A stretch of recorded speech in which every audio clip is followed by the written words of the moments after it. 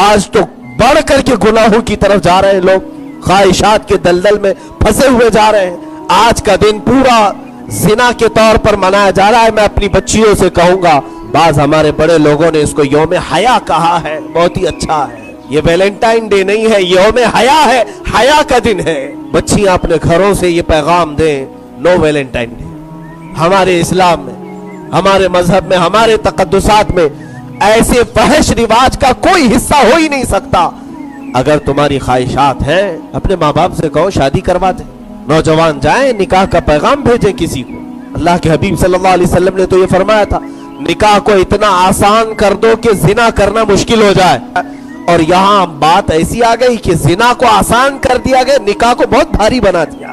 اے میرے عزیز بچوں, جوانوں اور بچیوں, آج کے دن شیطان تمہیں بے حیائی کی طرف بلا رہا ہے.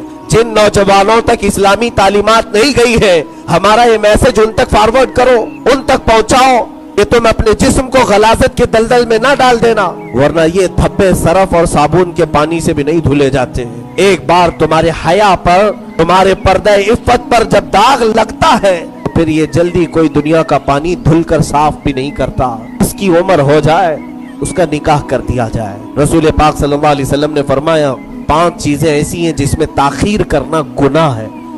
ایک, نماز کا وقت ہو جائے تو نماز پڑھنے میں تاخیر کرنا.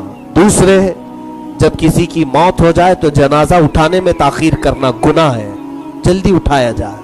تیسرے, جب بچی جوان ہو جائے, بالغ ہو جائے, تو اس کے نکاح میں تاخیر کرنا گناہ ہے. گناہ بڑھتا جائے گا. بچیوں کے اچھے رشتے آئیں, پڑھائیں لکھائیں, میں اس کے خلاف نہیں ہوں. کیا شادی کرنے کے بعد بھی اگر وہ پڑھ سکتی ہے, اپنی پڑھائی کو جاری رکھ سکتی ہے, تو اس میں کون سا اعتراض ہے, کون سی خلاف بات ہے. لیکن ان کے گھر جلدی بسائے جائیں, اس لیے کہ شیطان ہمہ وقت دماغ پر سوار رہتا ہے اور غلیظ خیالات انہیں ڈالتا ہے. اسی طرح نوجوان لوگوں سے بھی, اور جو بڑے لوگ ہیں, یہ نکاح کو آسان بنائیں, نکاح کو آسان کریں. آج کے دن میں سب سے یہی گزارش کروں گا, بچوں سے, بچیوں سے, اس برے رسم و رواج کا کلی طور پر بائیکاٹ کریں. جب کسی سے زنا ہو جاتا ہے تو اس کی کتنی خرابیاں جانتے ہیں. 15 مصیبتیں اس پر اللہ نازل فرماتا ہے. 15 مصیبتیں ایسی کہ 5 دنیا میں, 5 قبر میں اور 5 حشر کے دن.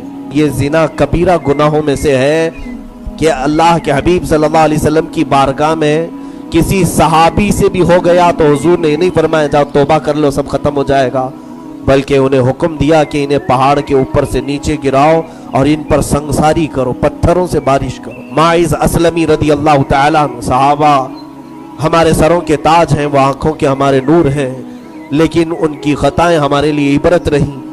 سنگسار کیا گیا تو ماں و شما کا حال کیا ہے میرے عزیز. یاد رکھنا, اللہ رب العزت تمہارے ہر چیز کو, ہر فعل کو دیکھ رہا ہے. یعلم خائنۃ الاعین وما تخفی الصدور. اللہ تعالیٰ آنکھوں کی خیانت کو بھی جانتا ہے اور دلوں میں گزرنے والے حالات کو بھی دیکھ رہا ہے.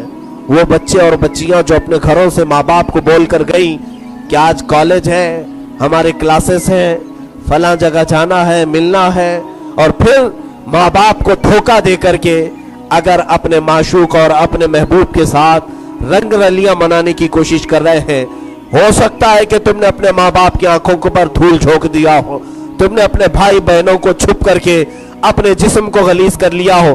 یاد رکھنا, جس خالق نے تمہیں پیدا کیا وہ ہر لمحہ تمہیں دیکھ رہا ہے, ہر آن تمہیں دیکھ رہا ہے. جس وقت تمہارا بدن آشکار ہوتا ہے اس وقت بھی رحمان تمہیں دیکھ رہا ہے. بلکہ یہ فرمایا گیا ہے کہ جب ایک نوجوان جوڑا بغیر نکاح کے ایک دوسرے کے جسم کے قریب ہوتے ہیں, فرماتے میرے آقا صلی اللہ علیہ وسلم, اہتز العرش, اللہ کا عرش ہلنے لگ جاتا ہے. اہتز عرش الرحمان, رحمان کا عرش اس وقت ہل جاتا ہے. یہ اتنا بڑا پاپ ہے, یہ اتنا بڑا گناہ ہے. میرے عزیزوں, آج لوگ کیا سمجھتے ہیں کہ سب کرنے کے بعد رو رو کر کے یہاں آئیں اور سب دھل لیں. یاد رکھنا, اگر اسی حالت میں تمہاری موت ہوئی, کیونکہ میرے آقا فرماتے ہیں زنا کرنے کے وقت ایمان اٹھا لیا جاتا ہے, ایمان اٹھا لیا جاتا ہے.